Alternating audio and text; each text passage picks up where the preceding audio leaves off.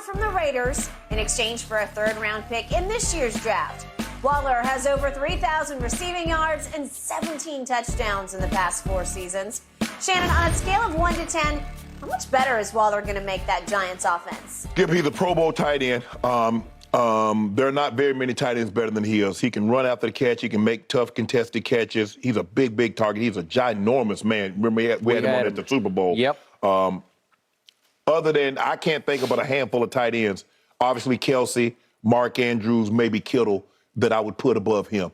So he's right there. I'm gonna say he'll help them at 8, but the question is, what are they gonna have to put outside? Because if he's your only really option, now I can take him away, and then because I don't feel like I need to worry about anybody else outside. They released Galladay, so they got Slayton. Their leading receiver, Skip, Slayton had 46 catches. Yep. Richie James had 57 catches. That's not a whole lot of catches on a 17-game season. They used to have this kid named Kadarius Toney, and he helped the Chiefs win the Super Bowl with the longest punt return in Super Bowl history. So what was that about? So what they did is that they traded that pick that they got from Kansas City for Darren Waller. So basically they said, we flipped Kadarius Toney for Darren Waller. That's what it's going to come down to, is that can Daniel Jones take another step? And are they going to have adequate people outside of him so Waller can work the middle of the field, work the one-on-one coverage against the linebacker or a safety? Yep. Other than that, but I'm going to say 8. I think he can help him at 8, but everything is contingent on how well does the improvement, does he continuously get better, which is Daniel Jones. Yep. Okay, when it comes to the NFC East, I speak as a lifelong diehard Cowboy fan because I can't help myself, because it's always in the perspective, it's in the context of how will it impact my team. Exactly. When I read this news yesterday, it scared me because I have high regard for a Darren Waller that, as you pointed out, we did have on the air. I like what he's made of, and I love all of his tangibles because he is a flat-out monster in the making. The problem is, said monster missed 14 games over the last 2 seasons, which I think sped the process of them wanting to go ahead and move in a new direction. Right. But I still look back and I say, really? You gave him up for a third-round pick? Because it still seems like, I know they have Foster Moreau as a backup tight end, but he's a free agent. So I don't know what they're doing. They got a whole bunch of, they got a stockpile of draft picks. And I feel bad, Skip, because he just got married. His wife plays for the Aces, and now he's going to be in New York, and she's in Las Vegas, and I don't know, maybe she wants to get traded to the Liberty or something like that, Skip. And I still don't understand exactly why Josh McDaniels blurted out their wedding date inadvertently, I guess. There was no inadvertent. Well, do you think he did it on purpose? Yeah, Skip. But Skip, he wasn't trying to sabotage him. But here's the thing, Skip. How do you accidentally? That's their moment. That's their joy. No, why would you? I don't know. Announcing someone, such and such is pregnant. They were supposed to tell you that information on their time. No, I got it. Or she was supposed to give that information. You were just speaking to reporters at the combine. So, Skip, what does Darren Waller getting married to Kelsey Plum got to do with anything that's going on at the combine? I don't know. Ain't nobody asked you that. No. And if they had, you're like, well, I don't know anything about that. You have to ask Darren, or you have to ask Kelsey about that situation. Well, should we suspect it had something to do with them having to trade him? Did he throw enough of a fit over that? I felt like he might. Kelsey Plum tweeted because he wasn't invited to the wedding. Okay. That's probably why he outed him. Okay. But like I said, Skip, I don't think. Look, other than Tom Brady, I've been around Josh a little while, but Skip, he's still got that Belichick in him. He does. He just can't help himself. Can't help himself. He's not the. And if you go back and look at the report, one of the knocks on him, he'd be one of the least liked coaches that would take feedback from his players. That'd be him. No surprise, it's chip off the old block. Yep. Unfortunately, he don't have 6 Super Bowls under his belt. He does not. To not take info or feedback from his players. Okay, so they went and got, speaking of the Patriots, they got Jacoby Myers, who a lot of people thought was the best receiver on the market in free agency. Okay. Yeah, what Patriot receiver has left there, New England, and been anything anywhere else? Now, I'm talking about Wes Welker had the one good year. I give him that. He had the one good year in Denver. In Denver. Oh, Denver. Yeah. After he left New England. Okay, I got it. Yeah. But, yeah. Jacoby Myers, really? I got it. You're right. I'm scared. Darren Waller's a giant. Something. You should be scared because Let's you end still got this- that same quarterback. That's what you should be scared of. I got Stephon.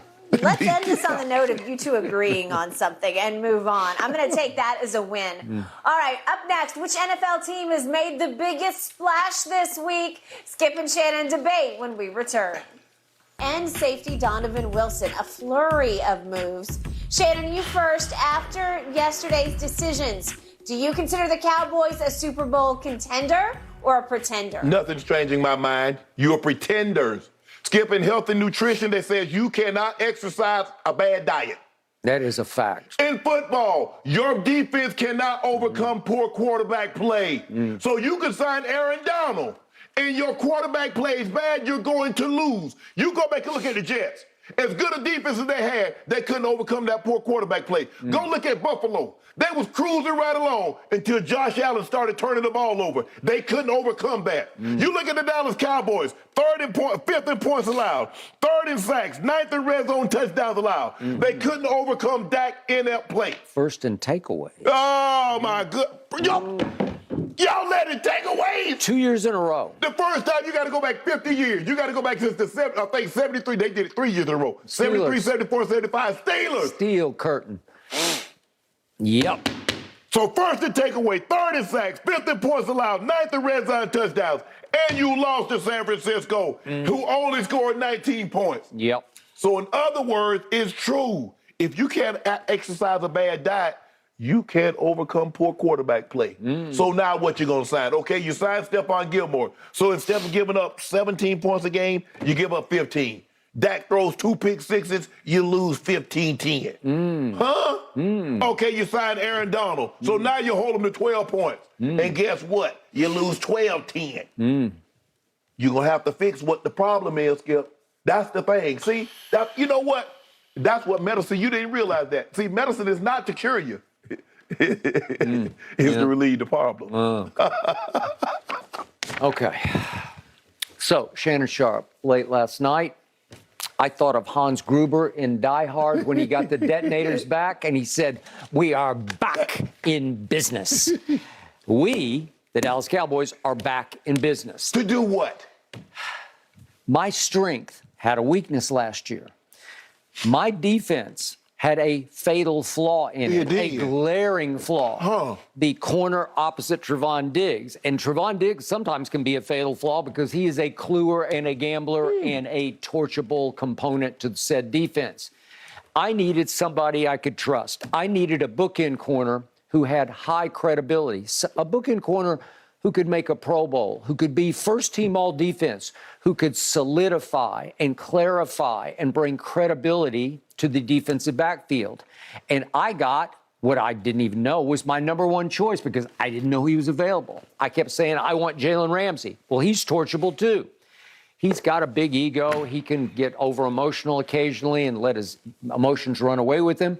Stephon Gilmore is a pro's pro. Yeah. You know it, and I know it. Darius Slay is about to become available. Okay, well, but I'll still take Stephon Gilmore because he's been there and done all that. He's a big game, big playmaker, and I know big play Slay was that. Yeah. I'm shocked the Eagles just whacked him. They just said, done. We want Bradbury. They said, Bradbury's the guy. Right. We're going to give him the money, and you talk a big game.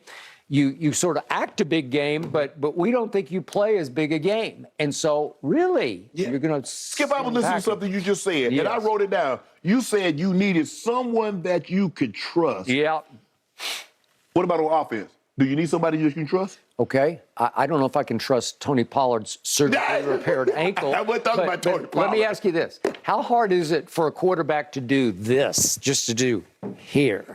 I can do this, hold on. right? You paid that man $40 million to do that? Yes. You paid him $40 million to do that? Or you paid him $40 million to do this? Just pass the pigskin. You just hand the pigskin. How about just hand it off? Just hand it to Tony Pollard. Or flip it to Tony Pollard. So, Jerry, let's utilize Tony Pollard because if it's true that Zeke's about to be an ex-Dallas Cowboy, I don't know if they'll try to re-sign him at no money. Right. But the point is, I'm happy with that. I'm not happy for Zeke because I'm going to miss him, but we all missed him. He got his money, and then he hit the wall. Wow. Last year, they featured Zeke. All the bulk of the carries went to what was left of Ezekiel Elliott. Right. What if Tony Pollard starts to take over the offense, okay? So in other words, you think y'all gonna be what the Tennessee Titans? Y'all gonna run the ball like they did with Derrick Henry, huh? Well, I just think you can become even more of a running team. That's what Mike McCarthy says. I wanted to run the football, and Kellen Moore wanted to light up the scoreboard. And now Mike McCarthy is going to be calling the play. Well, I mean, all Jerry Jones did was sign somebody else that could pick Dak off in practice. Okay. So I mean, at least you get used to it. You know what you're gonna get come game time. Maybe he'll make him a little better. Maybe he'll make him a little more careful. I don't know. Okay, with Dak Prescott. Why you won't? Okay. He got his money. You know what happened? He was actually pretty good going up to the time that he got into it with Jerry Jones. He had some big games and big moments. And then all of a sudden, he went to contractual war with Jerry Jones, and he started to choke. He just started to crumble right before your very eyes. And yet he still got his money. Got his money. Because in the end, Jerry just threw up his hands and said, I don't have a plan B. Took Jerry to the cleaners, then he took him to the bank. And you're going to have to do something next year because they did something with his contract this year and pushed it into next year. They did. Next year is like $60 million cap hit. So you're going to either have to release Dak Prescott or you're going to have to, guess what, give him an extension. Okay. Which